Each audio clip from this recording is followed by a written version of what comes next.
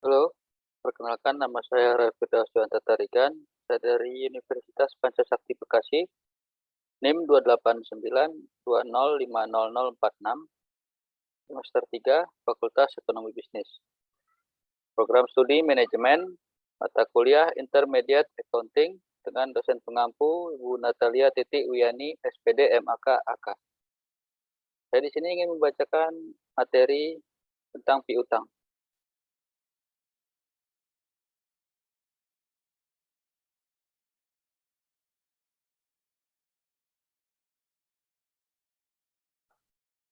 Pengertian piutang. Piutang adalah tagihan yang ditujukan baik itu kepada individu-individu maupun kepada perusahaan lain yang akan diterima dalam bentuk kas. Tertulis dalam buku Slamet Sukiri tahun 2009. Piutang menurut Al-Haryono Yusuf tahun 2005 merupakan hak untuk menagih sejumlah uang dari si penjual kepada si pembeli yang timbul karena adanya suatu transaksi. Piutang timbul karena adanya penjualan secara kredit kepada perusahaan lain. Jenis-jenis piutang, pada umumnya piutang diklasifikasikan menjadi 3 jenis, yaitu 1. Piutang dagang atau piutang usaha adalah tagihan kepada pelanggan yang sifatnya terbuka, dalam arti bahwa tagihan ini tidak disertai instrumen kredit. Piutang dagang berasal dari penjualan barang dagangan dan jasa secara kredit dalam operasi usaha normal. Piutang dagang terjadi karena adanya transaksi penjualan secara kredit kepada pihak lain dan perusahaan lain. Yang kedua, piutang wesel. Piutang wesel adalah klaim yang dibuktikan dengan instrumen kredit secara formal. Instrumen kredit ini mensyaratkan debitur untuk membayar di masa yang akan datang pada tanggal yang sudah ditentukan, misalnya minimal 60 hari setelah tanggal penandatanganan wesel. Piutang wesel merupakan janji tertulis yang dibuat oleh pihak debitur atau yang berutang kepada pihak kreditor atau yang memberi utang untuk membayar sejumlah uang seperti yang tertera dalam surat janji tersebut pada waktu yang telah ditentukan di masa yang akan datang. Jangka waktu piutang wesel pada umumnya paling sedikit 60 hari. Yang ketiga, piutang lain-lain. Piutang lain-lain meliputi piutang non-usaha seperti pinjaman kepada pejabat perusahaan, pinjaman kepada karyawan maupun pinjaman kepada pihak lain yang tidak berkaitan dengan usaha. Piutang lain-lain terdiri atas macam-macam tagihan yang tidak termasuk dalam piutang dagang maupun piutang wesel. Di sini kita lihat perbedaannya. Piutang dagang usaha, jangka waktu kurang dari 1 tahun, 2/10 atau N/30.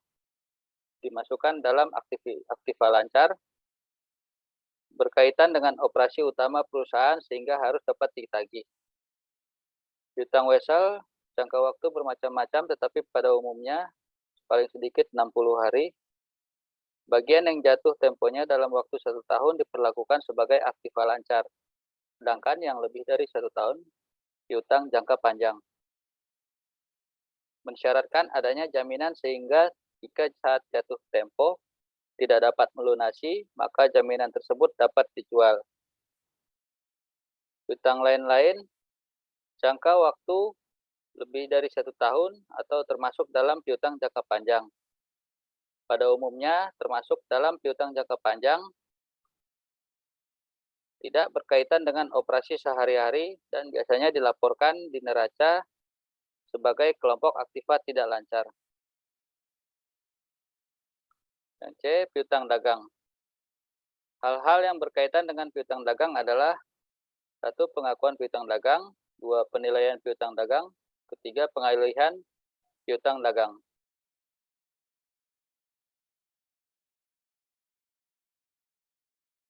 Berikut ini merupakan pembahasan dari ketiga hal tersebut di atas.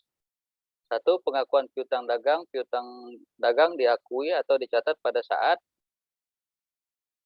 A. Perusahaan memperoleh piutang dagang tersebut melalui adanya penjualan kredit. B. Terjadi retur dan potongan penjualan. C. Adanya pelunasan. Kita lihat di sini pembuatan jurnalnya tanggal 5 Maret, keterangan piutang dagang dimasukkan ke debit dan penjualan dimasukkan ke kredit untuk mencatat adanya piutang karena penjualan kredit. Contoh 7 Maret, retur penjualan dimasukkan ke debit, piutang dagang dimasukkan ke kredit. Ini untuk mencatat adanya retur penjualan. Tanggal 15 Maret, kas di debit, potongan penjualan, biasanya ada potongan dari produsen, itu sekian persen dikali piutang dagang, dimasukkan ke debit. Lalu piutang dagang dimasukkan ke kredit. Ini untuk mencatat adanya pelunasan piutang. Nah, ini catatannya, potongan biasanya diberikan oleh produsen kepada distributor atau grosir, dari grosir kepada pengecer, dan jarang diberikan dari pengecer ke konsumen. D. Penilaian piutang dagang.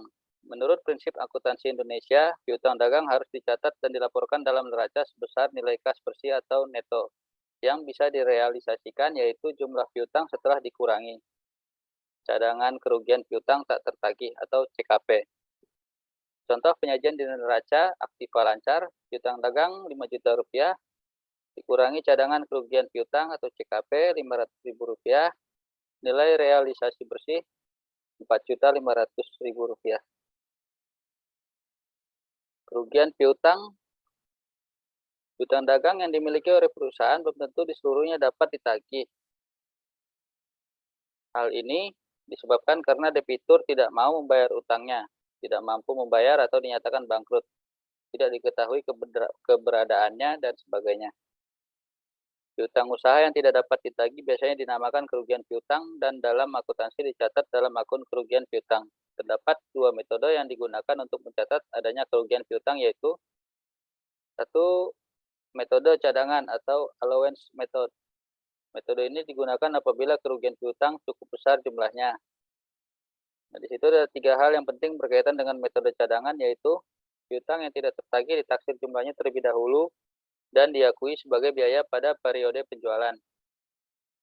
2. Taksiran kerugian piutang dicatat dengan pendebit kerugian piutang dan mengkreditkan cadangan kerugian piutang melalui jurnal penyesuaian. Ketiga, piutang yang benar-benar tidak dapat ditagih dicatat dengan mendebit rekening cadangan kerugian piutang dan mengkredit rekening piutang usaha pada suatu piutang itu dihapus dari pembukuan. Yang B, metode penghapusan langsung atau direct write-off method. Dalam metode ini perusahaan tidak perlu melakukan taksiran atas kerugian piutang sehingga rekening cadangan kerugian piutang tidak digunakan. Apabila suatu piutang diyakini tidak dapat ditagih lagi, maka kerugian atas piutang tersebut langsung didebitkan ke dalam rekening kerugian piutang dan mengkreditkan rekening piutang dagang. Selain itu, kerugian seringkali dilaporkan pada periode yang berbeda dari periode penjualannya, sehingga tidak dapat memberikan gambaran tentang nilai piutang bersih yang dapat direalisasi. Oleh karena itu, metode ini tidak diakui untuk pelaporan keuangan kecuali bila kerugian piutangnya jumlahnya tidak material atau kecil. Contoh jurnal perbandingan dua metode. Metode cadangan, pencatatan taksiran kerugian piutang ada di debit, CKP-nya di kredit. Dalam metode penghapusan langsung, tidak dilakukan taksiran atas kerugian piutang. Di cadangan, pencatatan penghapusan langsung, CKP di debit, piutang dagang di kredit. Di catatan penghapusan langsung, kerugian piutang di debit, piutang dagang di kredit. Penerimaan kembali piutang yang sudah dihapus, piutang dagang di debit, CKP di kredit. Penerimaan kembali piutang yang sudah dihapus, piutang dagang di debit, kerugian piutang di kredit. Lalu untuk mencatat kembali piutang yang sudah dihapus. Dan ini untuk mencatat penerimaan kas ini di debit, piutang dagang di kredit. Di metode penghapusan langsung, kas di debit, piutang dagang di kredit. Contoh soal, pada Agustus 2009 PT Rahang melakukan penjualan kredit kepada PT Verdi sebesar Rp5 juta. Hingga akhir tahun 2009 terdapat piutang sebesar Rp500.000 yang belum dapat ditagih. Manajemen memperkirakan 100.000 tidak akan dapat ditagih pada bulan Agustus 2010. Bagian penagih menyatakan bahwa piutang sebesar Rp50.000 dihapus dari pembukuan karena tidak mungkin dapat diterima pelunasannya dari PT Verdi. Secara tidak terduga pada bulan November 2010 PT Verdi melakukan pelunasan utangnya yang belum terbayar. Diminta buatlah jurnal penyesuaian dan jurnal yang dibutuhkan untuk mencatat transaksi di atas baik dengan metode cadangan maupun dengan metode penghapusan langsung. Metode cadangan, pencatatan taksiran kerugian piutang Desember tanggal 31, kerugian piutang di debit 100.000, CKP di kredit 100.000. Penghapusan langsung, tidak dilakukan taksiran atas kerugian piutang. Pencatatan penghapusan langsung, CKP 50.000 di debit, piutang dagang di kredit 50.000. Di metode penghapusan langsung, kerugian piutang 50.000, debit, piutang dagang di kredit 50.000. Penerimaan kembali piutang yang sudah dihapus, piutang dagang 50.000 di debit dan CKP 50.000 di kredit. Di metode penghapusan langsung, piutang dagang 50.000 di debit, kerugian piutang 50.000 di kredit. Metode cadangan untuk mencatat penerimaan kas, itu kas 50.000 di debit, piutang dagang 50.000 di kredit. Metode penghapusan langsung, kas di debit 50.000, piutang dagang 50.000 di kredit. Catatan, penghapusan piutang akan mengurangi rekening piutang dagang melalui rekening CKP, tetapi nilai tunai yang dapat direalisasikan dari piutang tidak berubah.